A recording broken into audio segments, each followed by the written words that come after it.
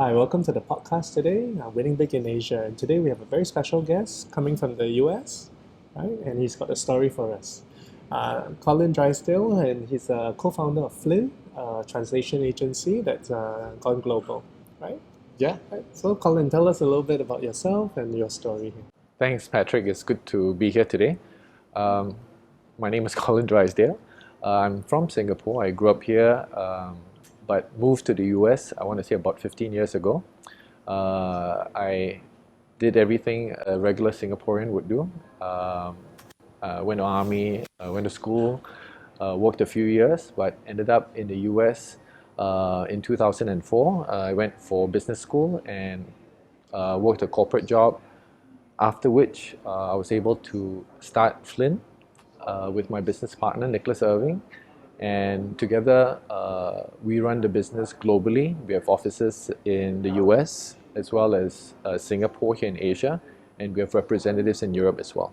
You have an office in San Francisco and in Singapore as well? Our office is based in Portland, Oregon. Oh, Portland, okay. And Nicholas, he's based in the east coast of the US, so he's primarily responsible and taking charge of our business on the east coast of the US. And when I'm in the US and not in Singapore, I'm primarily on the west coast, which is the California area. Excellent. Yeah. Okay. And just share a little bit about how you got into this business in the first place. Absolutely. So I started off, or my interest in translations and languages started off as a kid, growing up in a multilingual home, speaking English and Chinese. That was a huge draw for me. And then subsequently, when I went to business school, I also learned Spanish. So I speak Spanish, Chinese, and English. And that, for me, has always been an innate desire to pursue something in that industry. So during the course of my corporate world experience, I also was able to work with translations and translation companies. And from there, I thought, hey, I'm reading this document in Chinese and Spanish, and I totally understand this. Surely I can do this myself. So it kind of started from there. Okay, so Yeah. from a real inspiration and Yeah, I could relate to it. It was something that I could connect with, and I felt that I understood the power of languages, what it could do, and it was a huge draw for me. maybe I just want to contextualize it for people who are watching and listening now. And we are a marketing summit, right? So why are we talking to a translation agency? Can you give us a context on that? Yeah, well, I want to say that global marketing is everything about localization or translation.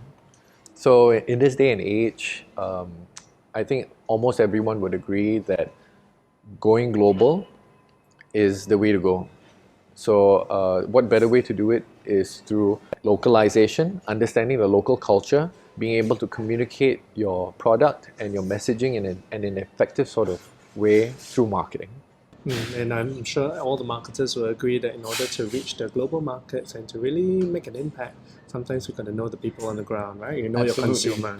Yeah, Okay. We've got a bit of context. Okay, can you share with us what was it like? Any major challenge you faced, or something that didn't go so well when you first started? Being an entrepreneur, it's definitely no easy challenge. Having a background in the corporate world, this was my first big step going forward as an entrepreneur. So having to think about the smallest of things, from the projects, from the quality of the translations, to hiring the right people, hiring the right translators. It's a job that you never sleep. So I think it's really difficult to um, succeed if you don't have a plan to know exactly what you're going to do every single step of the way. So yes, naturally I had all kinds of hiccups, but I think what helped me to pull through was grit. So I think without grit, I would have probably given up on day one. So all those little things that I talked to you about, quality, finding the right translators, finding the right partner to even do this business with, uh, everything was a challenge for me. So from there, looking for translators, was it a hard thing? Yes. So I think building the right network of translators. So we don't have any translators in-house. A lot of our translators are freelancers that uh, live and work in their own native countries. We do have a couple of translators in Europe that also work with us as representatives for our clients based in Europe. But yes, having to identify the right partner. So it's like a relationship. It's like a relationship in any kind of context. How do you gel with the translator? How do you communicate with the translator? Is the translator style something that fits your style? Is it fitting your client's style? So these are all the little considerations that need to be understood, that we have taken into consideration. That is not a one-size-fits-all model. And how do we then ensure that the working relationship that we have with the linguist really fits our culture and our organization and the clients that we serve. Okay. And from there, did you have any success stories that you'd like to share?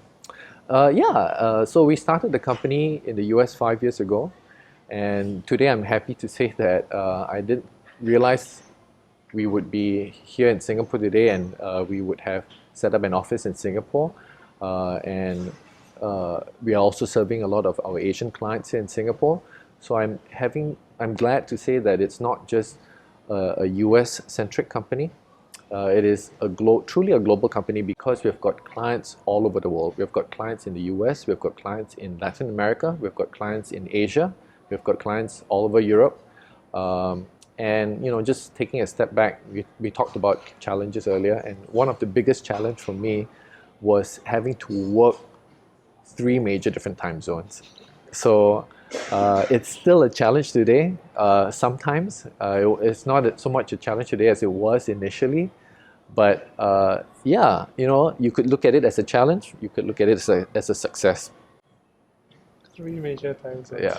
Yeah, Sometimes, that's literally global. yeah. Right? Sometimes I get no sleep. So Okay. Wow. Okay. That's a major one. Well, congratulations. Now that you're in the US, you're in Singapore, and you have a truly global business. right. And I think really the fact that you are translating, how many languages do you translate to? Have you ever Counted. counted? So we translate new languages all the time. So I want to say that we have a capability of translating maybe 60 to 70 major languages, but on a consistent daily, weekly basis, it would be 25 to 30 mainstream languages. So we're talking about languages like Japanese, German, Chinese, Korean, Thai, French, that sort of thing. So we do that on a regular basis, and we are most familiar with those mainstream languages, when we work with our clients. Excellent. Yeah.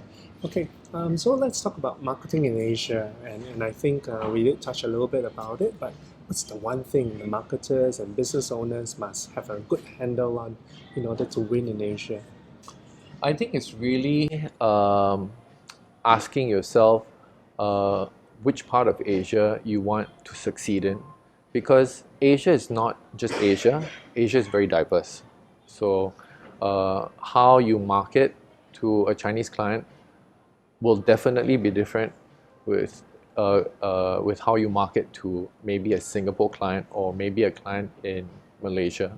So even within the Chinese market, how you market in Taiwan is going to be different with how you market in Hong Kong and China. I mean, these are technically all Chinese clients. So you cannot, again, have a one-size-fits-all model or marketing strategy. You really need to understand the local context for each market, and how are you going to craft your marketing content to serve that market. Excellent. And I think Yeah. this is where we will end off for today, but I want to have a deeper conversation about customizing and localizing the kind of content in order to win the markets. Sounds good. Okay, so Right. from here, thank you very much. Have a good day. Thank you.